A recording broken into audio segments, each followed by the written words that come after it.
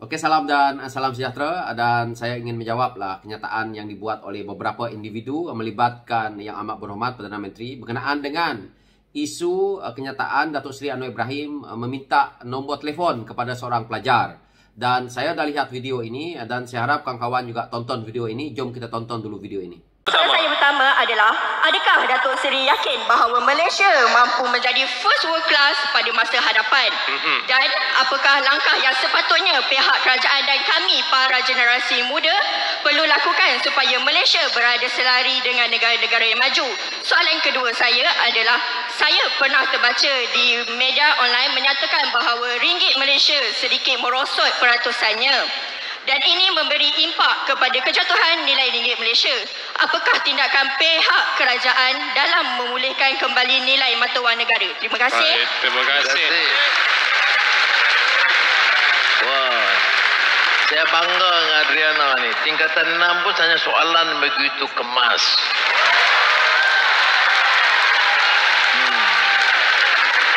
Kalau saya muda, saya nak minta nombor telefon dah.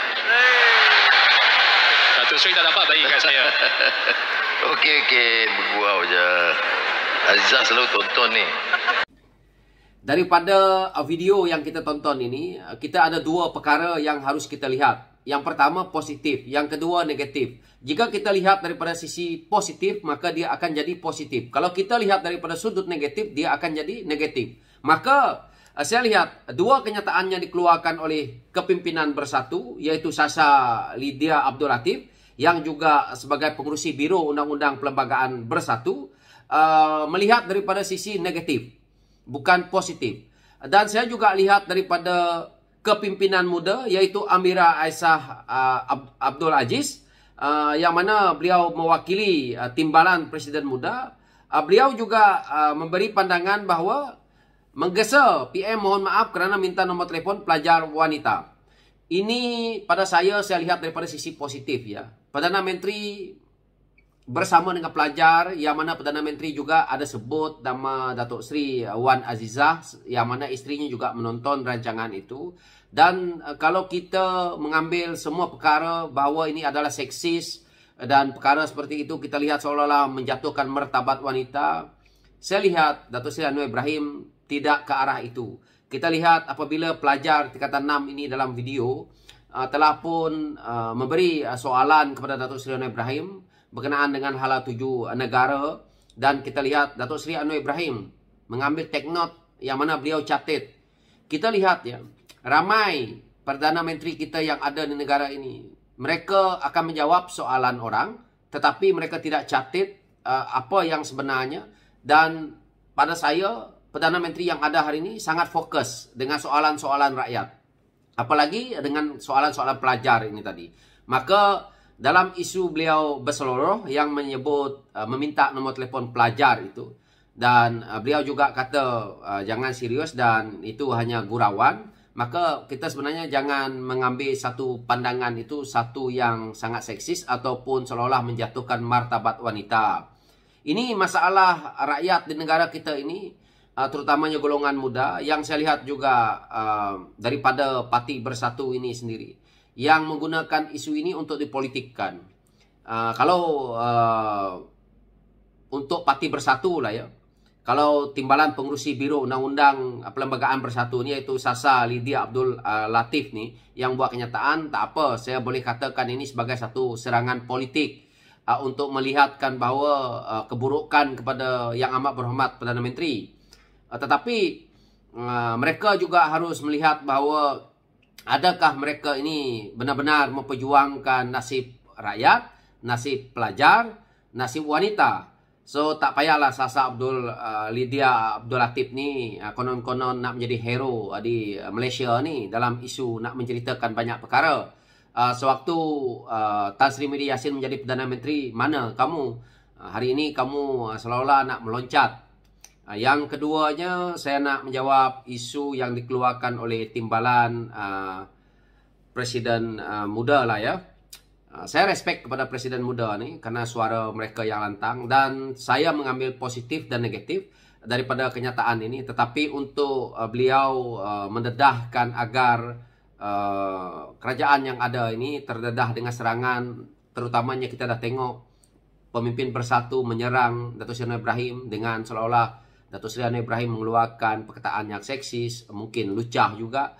Saya rasa muda sepatutnya tidak perlulah mengeluarkan perkara ini dengan cuba untuk mencari glamour, mencari orang kata keuntungan politik dalam isu ini.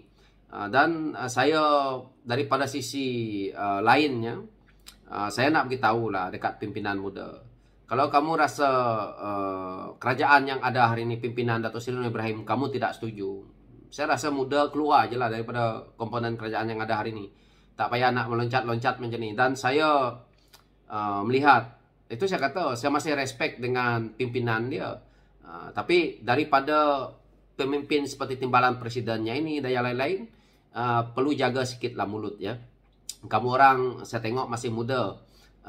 Jangan kita terlalu gairah dengan politik ini. Jangan kita mengambilkan perkara-perkara yang seperti nak menyerang Datuk Seri Anwar Ibrahim dengan isu meminta nombor telefon dan sebagainya, yang hal kecil seperti ini untuk kamu nak memperjuangkan seolah-olah menjatuhkan martabat wanita. Jadi saya tidak suka dalam politik ini orang wanita menggunakan nama wanita itu untuk kepentingan politik. Dalam parti saya juga perkara-perkara seperti ini berlaku. Sedikit-sedikit menyisihkan wanita, tidak memberi ini kepada wanita. Ini alasan-alasan yang selalu kita gunakan. Yang mana perkara ini tidak baiklah dalam politik pada saya. Kita menggunakan satu keistimewaan atas dasar nama wanita. Kita gunakan satu keistimewaan atas dasar nama pelajar. Pada saya sebagai seorang ahli politik, sebagai seorang yang mempunyai idea yang bernas, pemikiran yang bagus, jangan kita memikirkan hal-hal seperti itu. Kalau daripada sisi kembali kepada sisi bersatu ni, mereka memang mencari ruang untuk menyerang kepimpinan kerajaan yang ada hari ini. Manfaatnya tak ada kepada kita rakyat.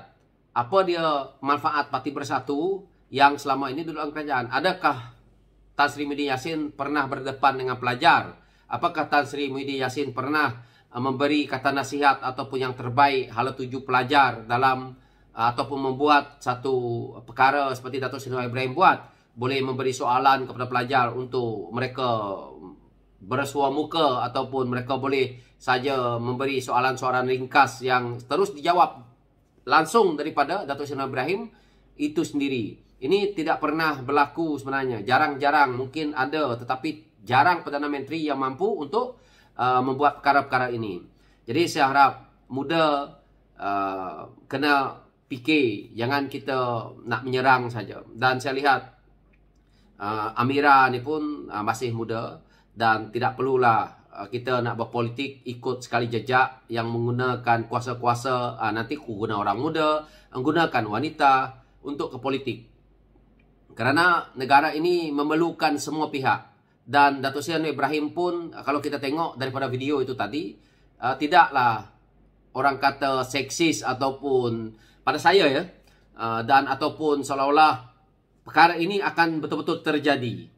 Ini adalah satu gurauan. Sebab itu kadang-kadang anak muda perlu belajar banyak lagi berkenaan dengan kiasan-kiasan ataupun apa yang maksud tersirat, apa pemimpin atasan ni bercakap kadang-kadang dia seolah-olah ini. Jadi kalau kita duduk di jabatan-jabatan kerajaan pun benda-benda seperti inilah yang perlu kita belajar. Ataupun mereka-mereka yang nak baru ke politik ini, anak-anak muda perlu belajar apa dia kata-kata tersirat ataupun apa sebenarnya yang dibuat oleh pemimpin atasan, yang sebenarnya kadang-kadang kata-kata itu tidak seperti mana kita hari ini direct, yang mana kita hari ini bercakap lantang sekalipun, yang mana juga kalau macam saya buat video, kalau saya gunakan bahasa yang susah-susah, orang ramai tidak akan faham.